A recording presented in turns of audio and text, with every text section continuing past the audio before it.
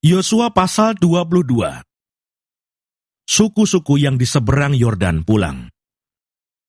Lalu Yosua memanggil orang Ruben, orang Gad, dan suku Manase yang setengah itu, dan berkata kepada mereka, "Kamu telah memelihara segala yang diperintahkan kepadamu oleh Musa, hamba Tuhan itu, dan telah mendengarkan perkataanku dalam segala yang kuperintahkan kepadamu.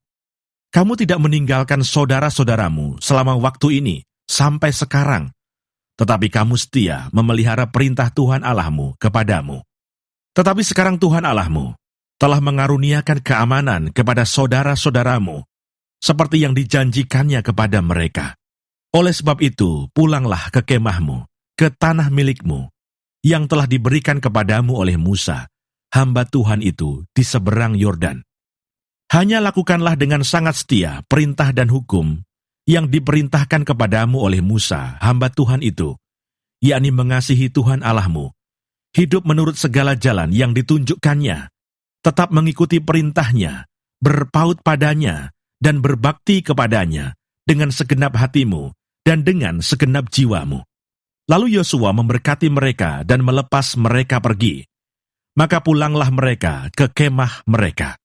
Kepada suku Manase yang setengah telah diberikan Musa bagian mereka di Basan. Kepada suku yang setengah lagi telah diberikan Yosua bagian mereka di antara saudara-saudara mereka di sebelah barat sungai Yordan.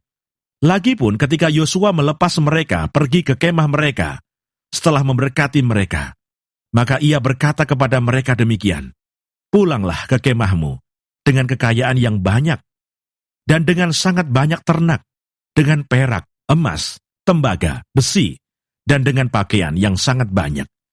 Bagilah dengan saudara-saudaramu jarahan yang dari musuhmu itu." Suku-suku di seberang Yordan mendirikan mezbah.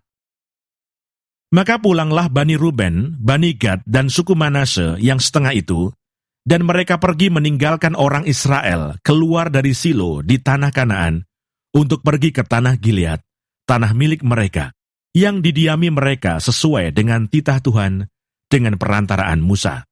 Ketika mereka sampai ke Gilelot pada sungai Yordan yang di tanah Kanaan, maka Bani Ruben, Bani Gad, dan suku Manase yang setengah itu mendirikan mezbah di sana, di tepi sungai Yordan, mezbah yang besar bangunannya. Lalu terdengarlah oleh orang Israel itu cakap orang, telah didirikan mezbah oleh Bani Ruben, Bani Gad, dan suku Manase yang setengah itu. Mezbah menghadap ke tanah Kanaan, di Gelilot pada sungai Yordan, di sebelah wilayah orang Israel. Ketika hal itu terdengar oleh orang Israel, berkumpullah segenap umat Israel di Silo untuk maju memerangi mereka.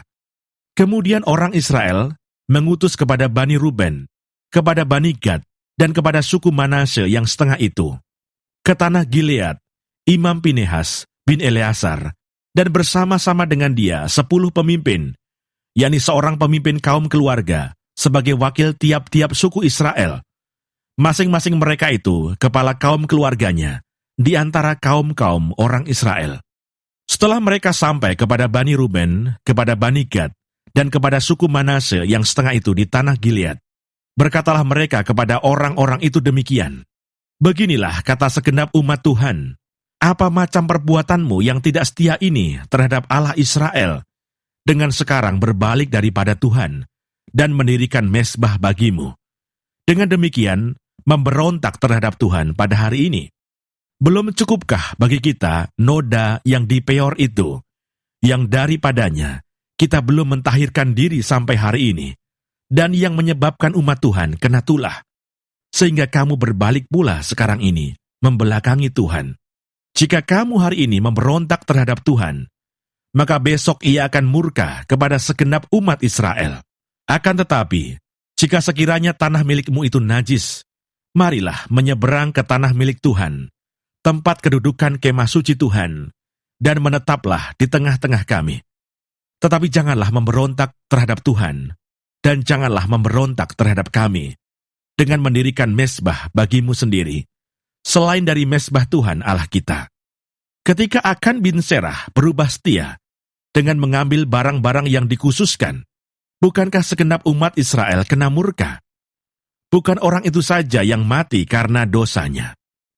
Lalu jawab Bani Ruben, Bani Gad, dan suku Manasye yang setengah itu katanya kepada para kepala kaum-kaum orang Israel, Allah segala Allah, Tuhan, Allah segala Allah, Tuhan. Dialah yang mengetahui, dan patutlah orang Israel mengetahuinya juga. Jika sekiranya hal ini terjadi dengan maksud memberontak, atau dengan maksud berubah setia terhadap Tuhan, biarlah jangan Tuhan selamatkan kami pada hari ini. Jika sekiranya kami mendirikan mezbah untuk berbalik daripada Tuhan, untuk mempersembahkan korban bakaran dan korban sajian di atasnya, serta korban keselamatan di atasnya, biarlah Tuhan sendiri yang menuntut balas terhadap kami. Tetapi sesungguhnya, kami telah melakukannya karena cemas. Sebab pikir kami, di kemudian hari, anak-anak kamu mungkin berkata kepada anak-anak kami demikian, apakah sangkut pautmu dengan Tuhan Allah Israel? Bukankah Tuhan telah menentukan sungai Yordan sebagai batas antara kami dan kamu? Hai orang Bani Ruben dan Bani Gad, kamu tidak mempunyai bagian akan Tuhan. Demikianlah mungkin anak-anak kamu membuat anak-anak kami berhenti daripada takut akan Tuhan. Sebab itu kata kami, biarlah kita mendirikan mezbah itu bagi kita. Bukanlah untuk korban bakaran, dan bukanlah untuk korban sembelihan. Tetapi supaya mezbah itu menjadi saksi antara kami dan kamu, dan antara keturunan kita kemudian, bahwa kami tetap beribadah kepada Tuhan di hadapannya dengan korban bakaran, korban sembelihan, dan korban keselamatan kami. Jadi tidaklah mungkin anak-anak kamu di kemudian hari berkata kepada anak-anak kami, kamu tidak mempunyai bagian pada Tuhan. Lagi kata kami, apabila di kemudian hari demikian dikatakan mereka kepada kita dan kepada keturunan kita, maka kita akan berkata, tengoklah bangunan tiruan mezbah Tuhan itu, yang telah dibuat oleh nenek moyang kami, bukan untuk korban bakaran dan bukan untuk korban sembelihan. Tetapi mezbah itu menjadi saksi antara kami dan kamu.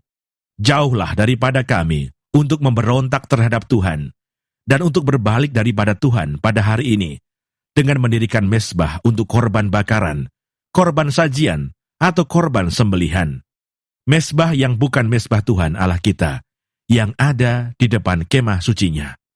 Setelah Imam Pinehas dan para pemimpin umat, serta para kepala kaum-kaum orang Israel, yang bersama-sama dengan dia, mendengar perkataan yang dikatakan oleh Bani Ruben, Bani Gad, dan Bani Manasye itu, maka mereka menganggap hal itu baik. Kemudian berkatalah Imam Pinehas bin Eleazar kepada Bani Ruben, Bani Gad, dan Bani Manasye, sekarang tahulah kami, bahwa Tuhan ada di tengah-tengah kita, sebab tidaklah kamu berubah setia terhadap Tuhan.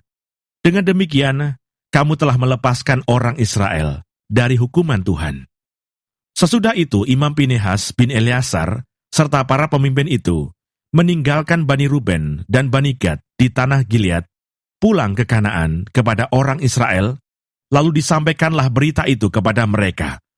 Hal itu dipandang baik oleh orang Israel, sehingga orang Israel memuji Allah dan tidak lagi berkata, hendak maju memerangi mereka untuk memusnahkan negeri yang didiami Bani Ruben dan Bani Gad itu.